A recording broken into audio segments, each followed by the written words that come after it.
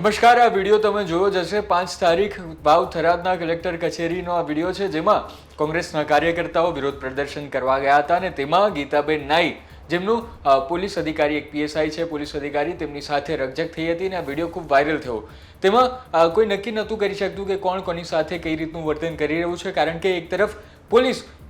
ગુસ્સામાં હતી, પબ્લિકને કંટ્રોલ કરી રહી હતી, તો બીજી તરફ કોંગ્રેસના કાર્યકર્તાઓ પણ એટલી જ ઉગ્રતાથી સામે વિરોધ કરી રહ્યા હતા અને હવે તેમાં એક નવો વળાંક આવ્યો છે અને આ નવો વળાંક એ છે કે થરાદ પોલીસે કોંગ્રેસના 3 કાર્યકર્તાઓ પર અલગ અલગ ગુનાઓ નોંધ્યા છે અને જેના કારણે અહીં એક મામલો ગરમાયો છે, કારણ કે 5 તારીખે જ્યારે રેલી કરવામાં આવી અને ત્યારબાદ હવે જે આખો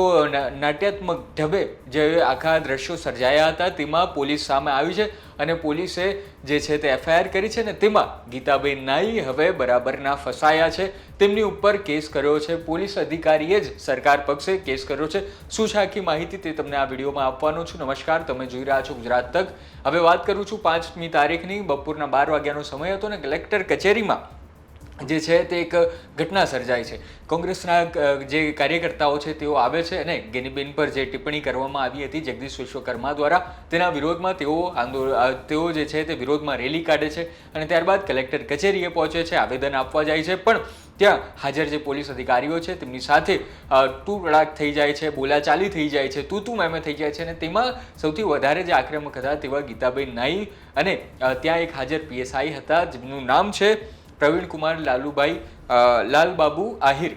જેઓ અત્યારે થરાદમાં પીએસઆઈ તરીકેની ફરજ નિભાવે છે। તેમણે હવે સરકારના પક્ષે કેસ કર્યો છે અને આ કેસમાં ખાલી ગીતાબેન નાઈનું નામ નથી, તેમની સાથે બીજા 2 કોંગ્રેસના જે અધિકારીઓ છે તેમનું પણ નામ, કોંગ્રેસના કાર્યકર્તાઓ છે તેમનું પણ નામ છે। પહેલું ગીતાબેન નાઈ જે અત્યારે વાવ થરાદમાં જિલ્લા કોંગ્રેસની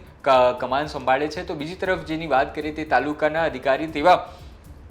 પ્રધાનજી ઠાકોરની ઉપર પણ એફઆઈઆર કરવામાં આવી છે અને સાથે સાથે જે હમણાં ચૂંટાયા છે તેવા યુવા નેતા કહેવાતા સિદ્ધરાજસિંહ ચૌહાણ, તેમની ઉપર પણ આ 3 વ્યક્તિ ઉપર અત્યારે થરાદ પોલીસે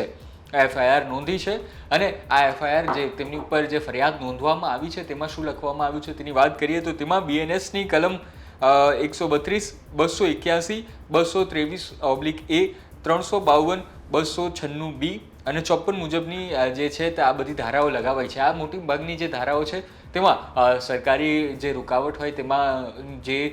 સરકારી કામોમાં રૂકાવટ કરવાની હોય તે હોય છે, સરકારી કર્મચારીઓ સાથે જે ઉદ્ધતાઈપૂર્વક વર્તન કરવામાં આવે તે હોય છે અને આમ તમામ એફઆઈઆરનો મતલબ આ થાય છે। હવે જે એફઆઈઆરમાં જે ફરિયાદમાં લખવામાં આવ્યું છે તેમાં આખી ઘટના શું છે તે હું તમને જણાવી દઉં તો તેમાં એવું લખવામાં આવ્યું છે કે તેમણે મુખ્ય આરોપ એ છે કે આમાં મંજૂરીપૂર્વક એક તો તેમણે રેલી કાઢી છે, રેલી કાઢ્યા બાદ તેમણે સરકારી કર્મચારીઓ સાથે, મહિલા કર્મચારીઓ સાથે જે છે તે ગેરવર્તન કર્યું છે, તેમની પર ફોન પણ ફેંકવામાં આવ્યો હોય તેવી પણ વાત છે। તો આ તરફે કોંગ્રેસના કાર્યકર્તાઓ પણ તેવું કહે છે કે મને ગંદી ગાળ આપવામાં આવી છે, અમારી સાથે ખૂબ વધારે ગેરવર્તણૂક કરવામાં આવ્યું છે અને તેમાં તેમને લોકો પાસે આ વિડીયો પણ છે। એટલે કે ટૂંકમાં હવે આ કેસ જે 5 તારીખે જેટલો ગરમાગરમીથી જોવા મળ્યો તો હવે આમાં એટલી જ વધારે ગરમાગરમી જોવા મળી છે અને આ તમામ બાબતોમાં ગેનીબેન ઠાકોરે પણ પોતાનું નિવેદન આપ્યું છે। તેમણે પણ કહ્યું છે કે આ લોકશાહીની હત્યા થઈ રહી હોય તેવું લાગી રહ્યું છે, કારણ કે કોંગ્રેસના 3 નેતાઓ જે છે તેમની ઉપર પોલીસે દમનપૂર્વક જે છે એફઆઈઆર નોંધી છે અને આ બાબતે તેઓ હવે જિલ્લાના પોલીસ વડાને પણ મળવાના છે। આ બાબતે ન્યાયિક તપાસ થાય તેવું તેમણે કહ્યું છે અને તેઓ કોંગ્રેસ કાર્યકર્તાઓના સમર્થનમાં આવ્યા છે। ટૂંકમાં આથી માહિતી જેમાં ગીતાબેન નાઈએ પહેલા પોલીસ સાથે ખૂબ વધારે જે છે તે ગુસ્સામાં આવીને તું મેમે કરી છે ને હવે પોલીસે તેમની સામે એફઆઈઆર પણ નોંધી છે। હવે જોવું રહ્યું કે શું ગીતાબેન નાઈ પણ તેમની સામે એફઆઈઆર નોંધે છે કે કેમ, હવે આગળ શું કાર્યવાહી થશે, શું ગીતાબેન જેલની પાછળ જશે કે કેમ, આ તમામ સવાલોના જવાબ આપણને આગળ મળતા રહેશે। તમે જોતા રહેજો ગુજરાત તક। ધન્યવાદ।